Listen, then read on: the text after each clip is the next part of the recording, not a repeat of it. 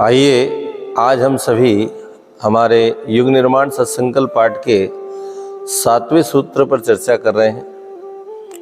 7वां सूत्र युग निर्माण सत्संकल्प पाठ का ये कहता है कि समझदारी, ईमानदारी, जिम्मेदारी और बहादुरी को जीवन का एक अभिन्न अंग मानेंगे।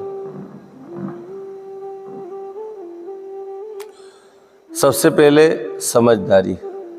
आज हम देखते हैं कि मानवता जो है शिक्षित होती चली गई, शिक्षा को वर्ण करती चली गई, एक से एक डिग्री हासिल कर ली, हर एजुकेशन को प्राप्त कर लिया, लेकिन समझदारी को यदि देखें तो समझदारी नहीं है।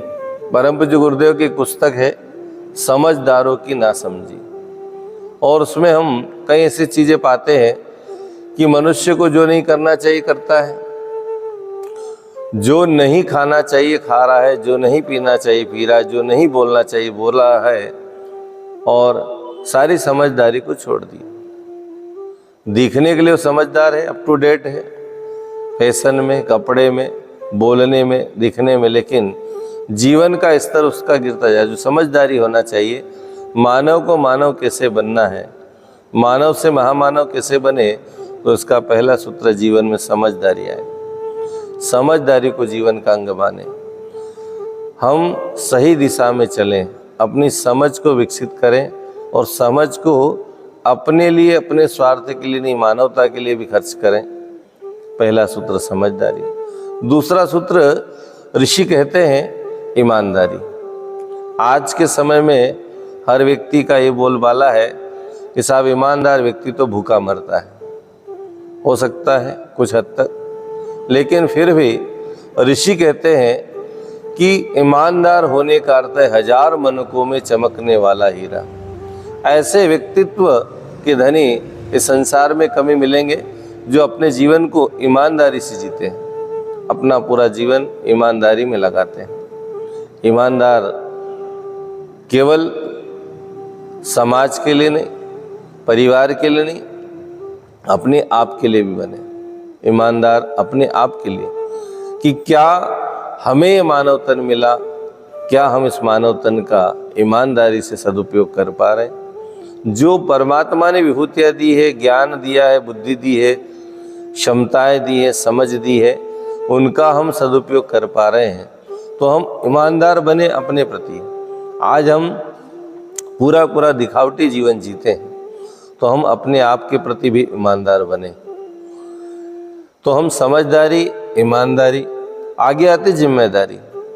जिम्मेदारियाँ परमात्मा उसी को देता है या उसी को मिलती है जो उन जिम्मेदारियों का वहन करने के लिए, वर्ण करने के लिए तैयार होता है। परिवार में भी कोई व्यक्ति जिम्मेदार हो, कोई काम दिया हो और उसको कर ले, तो उसको आगे भी जिम्मेदारियाँ प्राप्त होती मिलती हैं।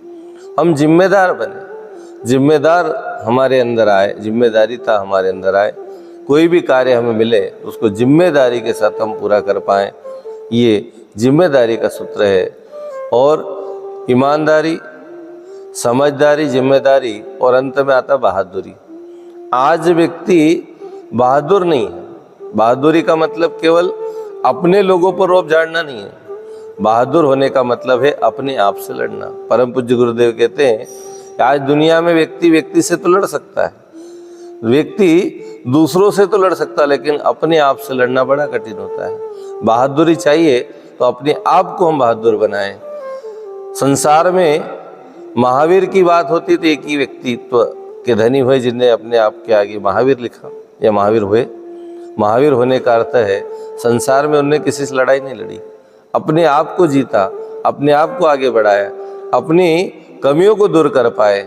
दूसरों को बदलना आसान है, दूसरों को सुधारना आसान है, लेकिन अपने आप को बदलना बड़ा कठिन है। और इसीलिए युग ऋषि कहते हैं बहादुर होने का मतलब अपने आप को ठीक कर लेना, अपने आप को सुधारना, और हम अपने आप को बदलने के लिए तत्पर रहते हैं, तो ये सच्ची बहादुरी है, वास्तविक बहादुरी है। बहादुरी इसी को कहते हैं कि जो व्यक्ति अपने से लड़ ले, अपनी कमियों को ठीक कर ले, अपने आप का सुधार कर ले, तो निश्चित ही व्यक्तित्व का जो है चारों ओर जो है प्रकाश फैलेगा, हर व्यक्ति उसका जो है लाभ लेगा। इसलिए 4 सूत्र आज के हैं, समझदारी, ईमानदारी, जिम्मेदारी और बहादुरी। इन चारों सूत्रों को जीवन का हम एक अभिन्न अंग माने, बनाएं और ऐसा जीने का प्रयास करें। ओम शांति।